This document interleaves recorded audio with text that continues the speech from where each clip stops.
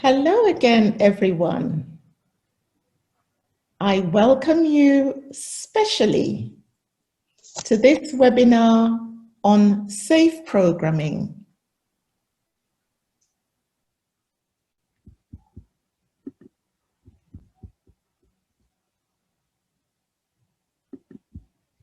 It's such a delight to have you here. Allow me to specially mention Triple NGO, a coalition of NGOs, a network of NGOs who have made a special effort to join us today.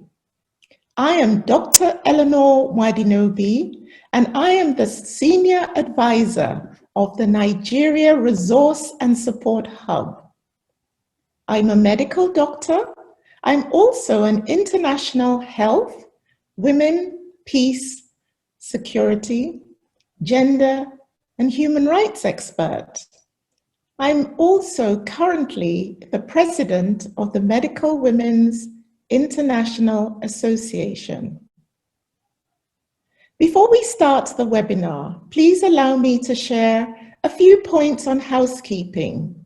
First, you are all on mute with your videos turned off. This is to support with the quality and connection of the webinar. Please be aware that we will be recording this webinar to share on the online hub afterwards for anyone who was not able to join us today. Please be assured that your names will not be visible. At the end of the webinar, there will be a question and answer session. If you would like to ask any questions during the presentation, you can find the Q&A function in the controls panel at the bottom of your screen.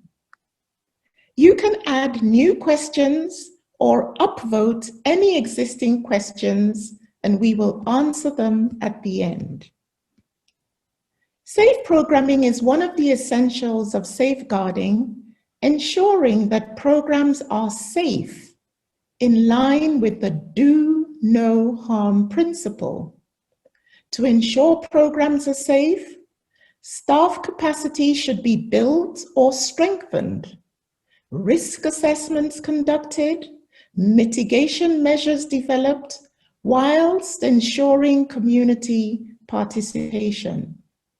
In this webinar, our erudite panelists will discuss the key measures that are needed for safe programming, and they will share their very practical experiences regarding ensuring programs are safe in their organizations.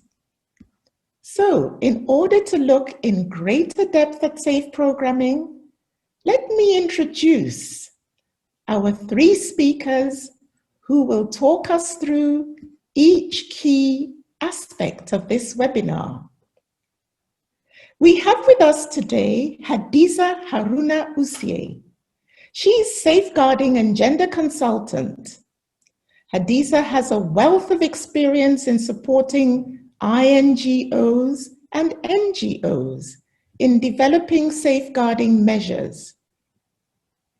Hadiza has designed and developed guidance to organizations on developing safe programs, which include technical assistance to evidence and research teams on both the use of tools and developing applications which incorporate safeguards and ethical standards. Next, let me introduce Mofeyeke Omole. Foye is a management consultant. She participated in the RSH Safeguarding Mentorship Program as an internal mentor for Women Arise Development and Humanitarian Initiative, WADI. As part of the mentorship program, Foye supported WADI to strengthen their safeguarding systems by assigning safeguarding focal persons, having a safeguarding policy, a risk register, amongst other measures that have now been put in place. As a management consultant, Foye provides strategic organizational development support for NGOs and MSMEs. She's the founder, principal consultant at Red Beryl Management Consultant Limited, and founder Thrive Bridge Initiative for Social Development. We also have with us today Tina Ayuba. Now, Tina works with Community Health, Justice and Peace Initiative for Development as the protection officer, and she also doubles as the safeguarding focal person. Tina commenced her career in protection as a case worker team lead with Life Helpers Initiative / Plan International. Tina participated also in the RSH mentoring program from February to 2021 as internal mentor to her organization. And since then, she has continued to take the lead in ensuring that her organization remains a safe organization, both in programs and operations. So now that you have met our panelists, I will now call on Hadiza to make her presentation.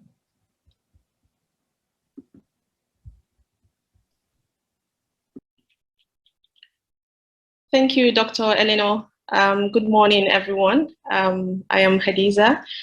Special good morning to participants online. Thank you very much for joining this program. So today I'm going to be sharing my experience and my thoughts around safe programming. I will be talking about what safe programming is, what you need to put in place as an organization, how to integrate safe programming in your work, some guiding principles that should underpin your work, and then I will conclude with a few reminders that we should always note. So what is safe programming? Safe programming is ensuring that members of the community where you work are safeguarded from any intentional or unintentional harm that may arise. It is our responsibility as organizations, and is about your organizational integrity and accountability to those who you work with. It is about ensuring the safety of everyone who comes in contact with your program. So when I say everyone, I mean from your program participants to the community members, to those who use your services, everyone who comes in contact with your program. It is important to note, to say here that safe programming is not about mitigating every risk. This is because some risks are beyond our control. So for example, there are some of us who are listening today who work in humanitarian settings or in hard-to-reach communities. Mitigating every risk will mean you will not go ahead with your program, so that is not possible. But what we can do is to identify, assess, and continuously monitor a risk. And it's about involving and having conversations with community members, the families, your program participants, including children, on what can be done to keep them safe. So what does this mean in practical terms? The first thing that we should do to promote safeguarding and safe programming in our work is to appoint a focal safeguarding person. Now, depending on your program, and your capacity, this may be somebody who also doubles as a program manager or a gender person, but you need to have somebody who is a focal safeguarding person who will be trained and then who would now lead on responding to safeguarding issues as they arise. Secondly, you need to ensure that all staff are trained. When I mean all staff, I mean including your drivers, including the cleaners, including your visitors, everyone who comes in contact with your program, they should receive a safeguarding training. Thirdly, you need to map conduct a mapping of the vetted services around you. So you may be asking yourself, what kind of services, should we look at? For instance, what other NGOs, are within where you work who also do safeguarding, who also have expertise? Who can you partner with? You need to come into some sort of agreement with them and have their contact details. Are there any hospitals or clinics around you? The Ministry of Women Affairs, do you know the OVC and the Gender Desk Officer? These are the kind of services that you should map and put that in a plan, and then you share it with everyone, including your program participants. And then following that, you need to develop a plan of action. Your plan of action should outline, the steps that should be taken should a safeguarding concern be reported to you, and what happens next. It is important that, all reported cases are only handled by those who are trained to do so. So for instance, your focal safeguarding person, this is really important, because if you have people who are not trained handling safeguarding issues, you may likely, cause further harm. You also need to have a clear process on how to support a survivor or a victim. This process should, ensure the rights and the dignity of the survivor or the victim, and also to ensure confidentiality. In the same way, it's important to have a clear disciplinary process which outlines what to do to those who perpetrate harm. And then finally, you need to integrate safeguarding into your program design and delivery. I will talk about this more in the next slide. So how do you put it in place under the phase?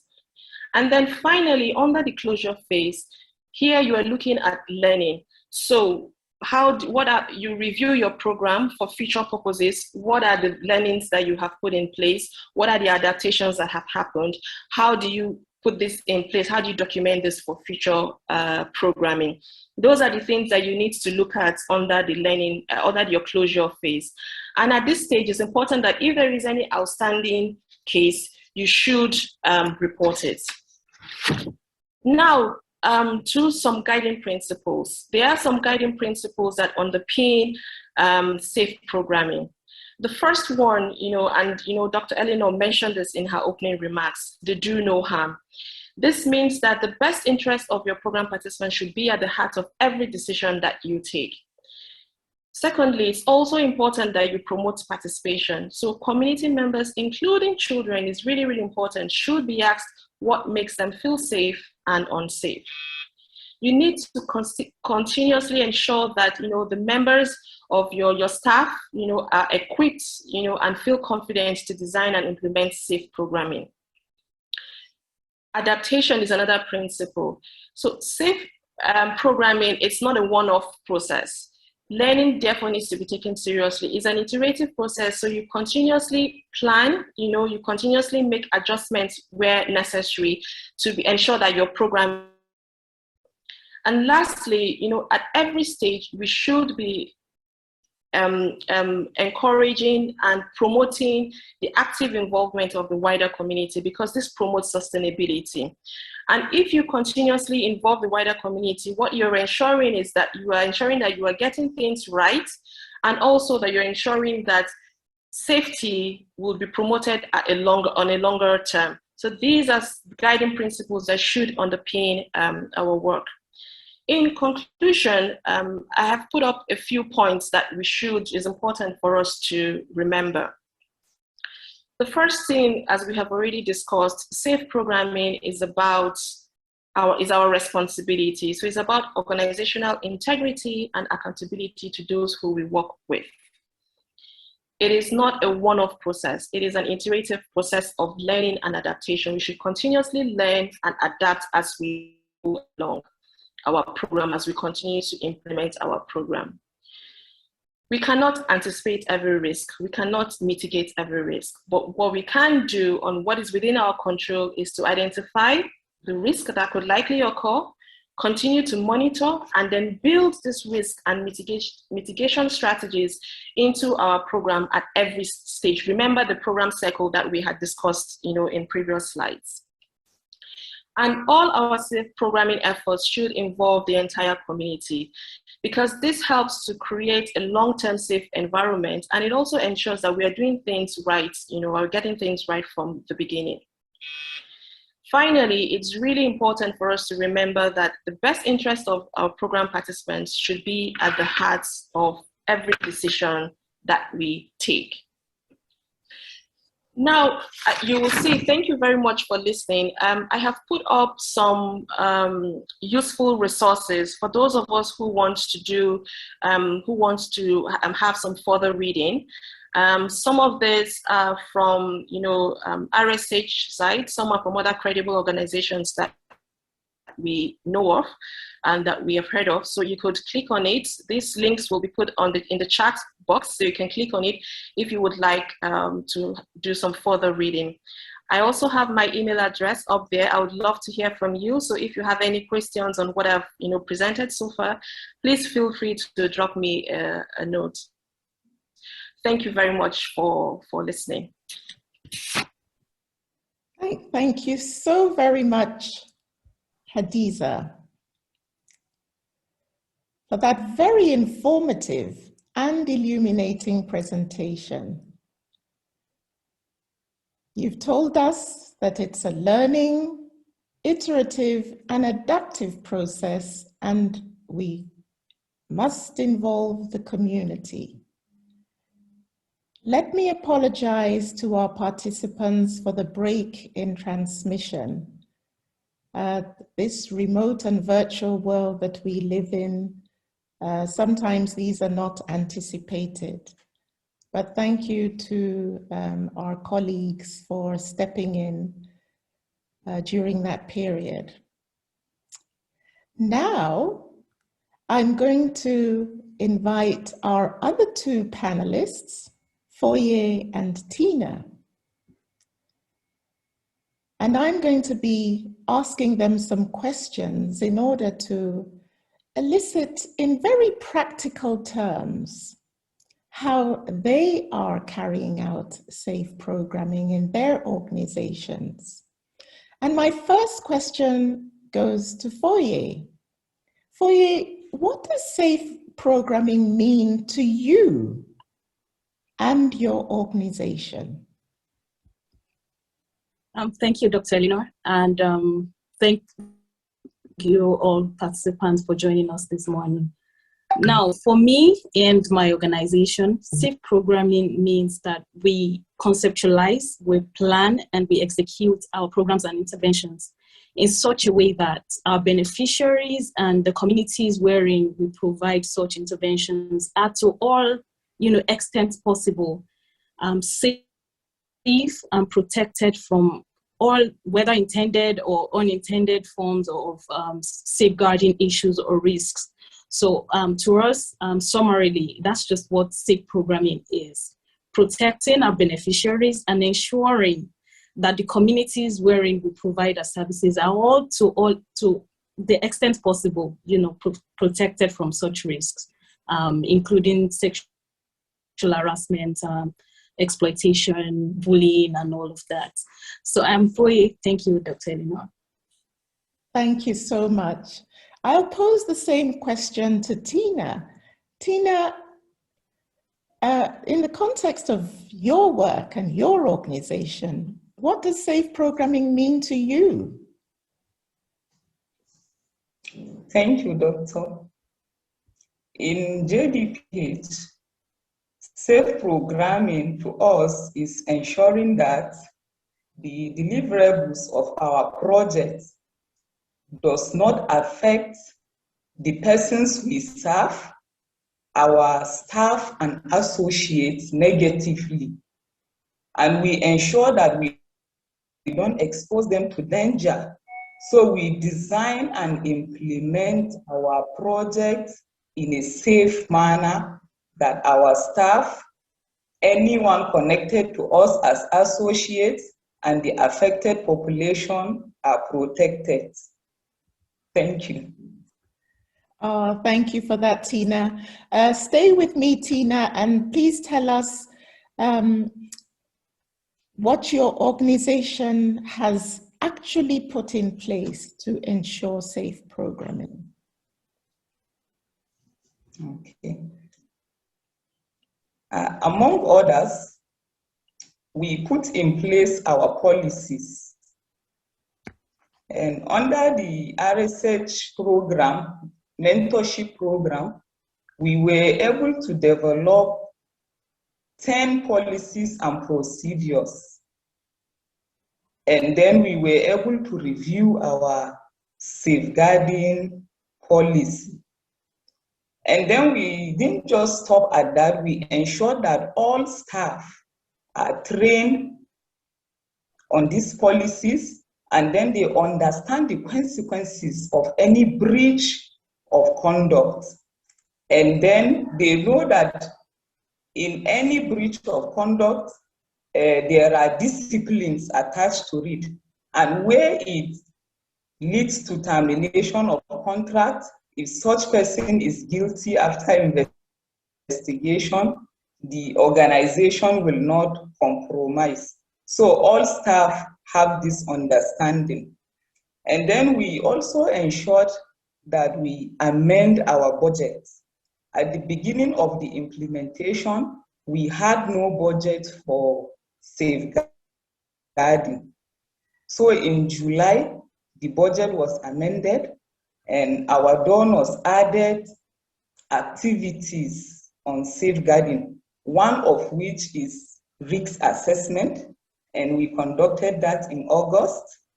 And also they sponsored our community engagement. We have monthly and bi-monthly community engagements. For the monthly, we have from August to December, and the bi-monthly is August, October, and December. And also, our donors sponsored the review of all the policies developed under safeguarding. And then they also sponsored the 16 days of activism, which will be starting tomorrow. And we are going to schools and we'll be having community rally, and all is on safeguarding, PSCA and GBV. And also one of the things we put in place is the community-based and feedback channels. We have active and friendly feedback channels that will enable staff, associates, and affected population reach out to JDPH. We have the whistleblowing email address and hotline where staff can reach out to the management team. A management member is in charge of that. And we also have our office hotlines that the affected population can reach out to us. And we have suggestion boxes in all the communities where we operate. We also have help desks. Any activity we have in the field, we ensure that the help desk is there. We have CFMs that receive complaints and feedback from the communities. We also have project management committees at the community level. If you cannot reach us through the hotline, through the email or help desk, some persons are shy of coming to the help desk, or some are scared that the community members might see them bringing complaint to the help desk. You can reach out to us through the management committee and they will get back to us. And also we have monthly feedback meetings with community stakeholders. We do safeguarding, monitoring, and consultations in the communities, among others. We have a lot of them that we've put in place. So I will stop here. Thank you. That's amazing, Tina. You have, given us a fairly comprehensive list of how you truly operationalized. So we can see that it's not just, the ticking of the boxes, but, in very practical terms, what your organization has put in place. Foye, would you like to share with us what your organization has put in place to ensure safeguarding? Yes, just a little addition to what Tina has said. For us, basically, the contact parts of our interventions with our beneficiaries through trainings. And these trainings are targeted at women, most of which come from peri-urban areas, and they're also women with children. So one of the things that we've done was to revisit the timings of our programs. So now, rather than have programs that stretch till evening, we have cut down on the hours so that these women and their kids can get back home in good time, protecting them from harassment, because most of them come from communities that are prone to violence, harassment, bullying and all of that. So we've ensured to revisit our timing and have now appropriate timings for our program.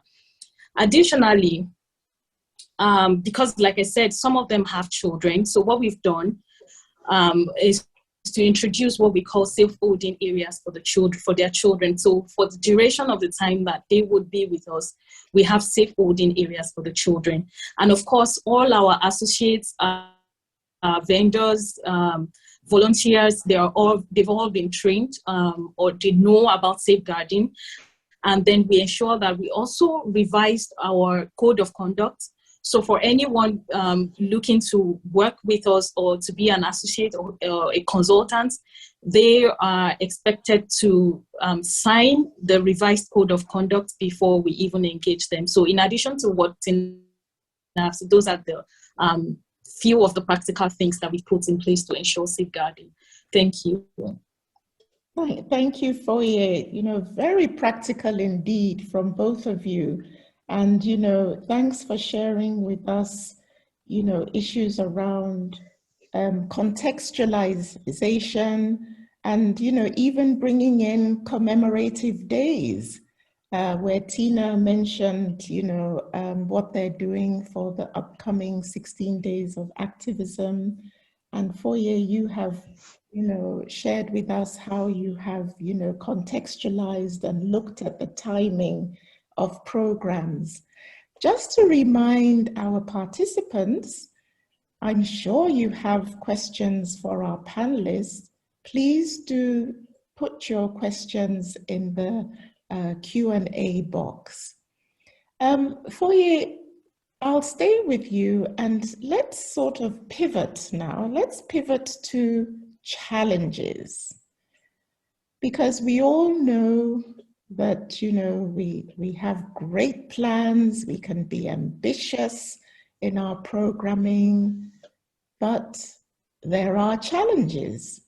So what are the key challenges that your organization has faced, for you in the pursuit of, ensuring safe programming, and how are you addressing these challenges?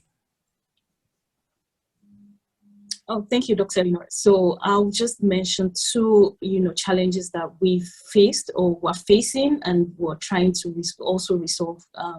One would be the increased project execution cost. So prior to now, like I said before, the timing necessitated that we now have stretched, training periods. So which means logistics would definitely increase. So when it comes to project execution, we've seen a substantial amount of increase in our execution cost.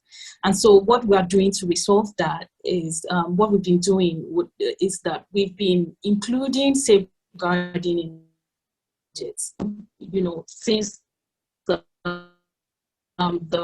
RSH safeguarding in our budgets. And for new projects that were for funded projects or for fundings that we're applying for, we're also, putting in components of safeguarding, so that we're able to cover some of those costs.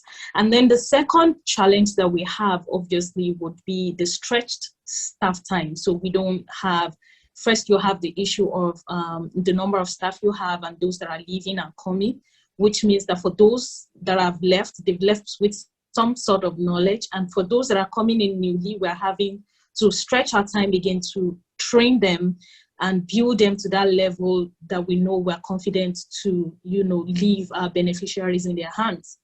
So to retain the knowledge that we are giving out and to cover for the stretched staff time, we have, increased our intake of volunteers. So we're managing some of this by by bringing on board volunteers, and particularly we're also bringing on board interns. So to an extent, that has relieved us of, the challenges that we've been having around stretched staff time. So those are the two critical ones that I know we faced and we're still working towards, Thank you once again. I'm yielding the mic. Thank you. Thank you, Foye. Tina, I'll turn the same question to you. Talking now about key challenges that you have faced in your organization, and we'd really be interested to know what you've put in place to address the challenges that you come across in your daily work in safeguarding. Okay. Thank you, Doctor. The first challenge is bringing our vendors together in a day to conduct the safeguarding policy training and safe programming. The first time we arranged for the training, few came. It wasn't easy. We had to organize for a different date for the remaining vendors before we could reach out to all of them. So bringing them together was quite challenging. And then what we adopted as the way out is that subsequently we'll send them mail on time, and then we'll keep on reminding them through calls and through mails. And then we'll check out the turnout next time. And then also bringing all project staff together for trainings on policies and safe programming was also challenging because of the workload on all units. So most times if we arrange the trainings, you see that these units are having this activity.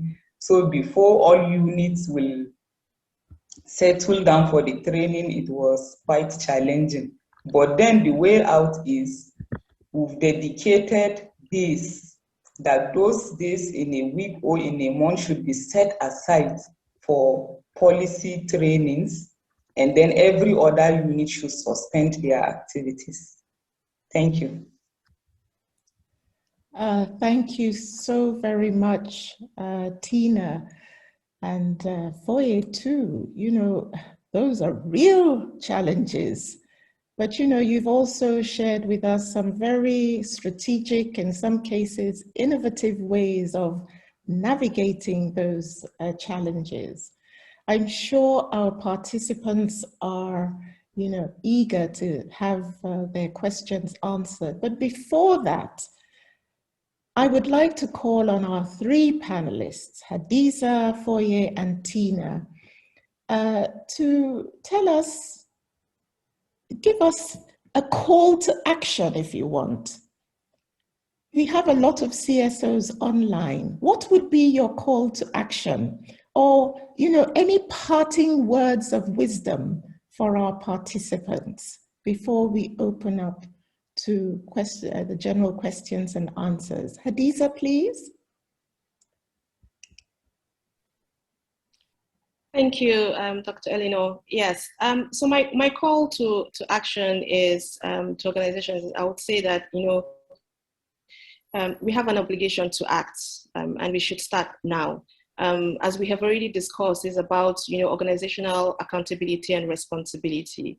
And so we should start acting now to do everything within our control to ensure that we are putting in place strategies that would ensure safe programming, and always involve the community members, including children. Children are often overlooked, but we should always involve community members, including children, and having a longer term process of safety and ensuring how to keep them safe, because they do know best, what makes them safe and unsafe. Thank you. Thank you, Hadiza. Foye, your call to action, please. So my call to action will be that all CSOs and NGOs should prioritize, getting knowledge around safeguarding and safe programming. Because as we all know, it's becoming really obvious now that the continued successful existence of our organizations largely depends on how we handle some of these issues that are bound to happen. And so it is important that we gain knowledge around that area and just prioritize safeguarding, because otherwise, God forbid that our organizations come down just because of an unresolved issue. And there's no how you can resolve the issues you know nothing about. So let's prioritize safeguarding and gather knowledge, around best practices and safeguarding and implementation of same. Thank you, Dr. Elena. Thank you. And Tina, please, your call to action or words of wisdom. My call to action to all CSOs is that they should ensure that safeguarding is mainstream in all projects. And also, safe programming they should prioritize safe programming, and also prioritize trainings to staff and associates, and also the affected population, so that people will know that safeguarding is the responsibility of all. Thank you so much. Thanks very much. That is, those are very strong words by way of wisdom and call to action, reminding us that we all have the obligation to act. And the time to start is now. We must prioritize safeguarding. We must mainstream safeguarding, and that in fact, the very existence of CSOs depend on that. So thank you again, panelists. We're not letting you go just yet. We do have questions from our participants. And thank you to our participants who have taken the time. The first question says, do you have an experience in the conflict and emergency context? Do any of our panelists have experience in the conflict and emergency context? And that comes from, forgive my pronunciation of names, Tigist Shiferal.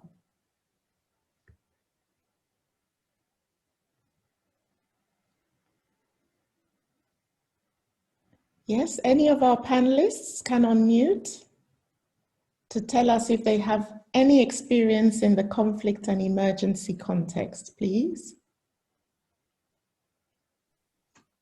Okay. Yes, I do. Because I worked in Borno, as Dr. Eleno said before the commencement of the webinar, and in a very deep field location. So to some certain extent, I have that experience. Thank you. Thank you so much. And from Justina, Justina says, could you also share an example when a community member raised a safeguarding concern related to a program design and implementation. And how did you respond to this concern?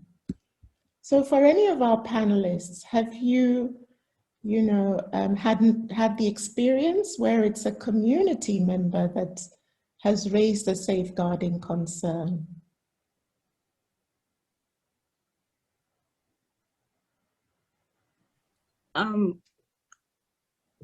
Yes, I think I shared this experience when we were in the RSH mentoring program, and then the same thing happened afterwards, and we were able to resolve it. So we had this economic empowerment program where we were supposed to just, register people, to get funding, rural women to get funding, so to speak. So we had earlier on, met with the community, the women leader, and we agreed that we were going to come, but we were to just deal with 100 persons. This was during the COVID-19. We were supposed to just deal with 100 persons, but we got there and we had thousands of persons waiting for us. We had fights, coming up. We had people throwing chairs and all of that. So I reported that back at the RSH program. So the next time when we were having the same issue, this community, the women leader actually raised the same issue and said, look, if we are to announce this program, again, we're going to have the same issue that we had the last time. So maybe we would just, select other sub-women leaders or train other women to be leaders of small groups, and then we just deal with those women and not the entire community. So that was how we were able to resolve that. If she had not, reminded us again, we may, have just put out the notification the way the funders wanted us to just go about it, open application and all of that. But with our dialogue with her, in she took the responsibility for our community women. So, and she communicated that to us, and we also, we resonated with what she said, and then we went with ideas. So sometimes community members would have ideas, that you do not have. So it's always good to just listen to them and see things from their perspective. And if it is implementable, you just go ahead and implement in that regard. Thank you, Dr. Eleanor. Oh, thank you so much for bringing in that example and, bringing in the context of COVID-19 as well, and showing how, it's an iterative, adaptive program, and we really need to think on our feet. I saw a request from Jacques, and that has been addressed. Thank you, from the RSH National Associate Oge. So for those interested like Jacques in the risk assessment matrix, a link has been posted in the chat box for you. Teresa says, I would like to know the aspects of the capacity building that community members are involved in. Can any of our panelists take that question, please? Community members being involved. Yes, Tina, I see you coming on camera. Yes. Okay, in my organization, we have the PMCs, the crowd control, and the nutrition community mobilization committee too. And what we do is that we train them on the code of conduct, and they sign the code of conduct. And then other groups in the community, the women group, the men group, the youth group, we have girls, boys, persons with disability, and every other group in the community. We conduct it we conduct by monthly sensitization, majorly on PSCA, GBV, child protection, gender and disability inclusion. So in most times, those are the messages that the sensitization carries. Thank you. Thank you, Tina. Taijist has come with another question, and this time wanting to know, Taijist is saying that safe programming is beyond prevention, and that the response and rehabilitation is also needed, and wants to know if any of our panelists, if any of you if any of you has any experience or any guidance that you can give regarding response and rehabilitation. Okay. Most times in response, it goes with your internal processes and then your agreement with your donors. But that notwithstanding, we have the interagency standing committees in that. So there are cases that will not require the safeguarding focal person to handle. There are cases that you make referral, whether for investigation or for any other form of services, medical, legal, and any other form of services. So I don't know if that answers your question. The internal procedures matter, your agreement with your donors, and then also we can leverage on the interagency standing committee procedures in handling safeguarding issues, and majorly the RSH procedures that trained us in safeguarding. Thank you. Thanks for that, Tina. We've got similar questions, and they've already been addressed by the questions from Faiza and the same one from Justina. That has been answered regarding, how community members are involved. But let me go on to the question from Talimba. Talimba says, and is posing this directly to Tina. Talimba says, I would like to know how you are collaborating with other organizations in operating. The question seems to have disappeared, but I think it was about, okay, here we are, collaborating with other organizations in operating the community feedback mechanism. So this is specific to you, Tina. How do you collaborate with other organizations in addressing community feedback mechanisms, and how do you handle complaints concerning staff from other organizations?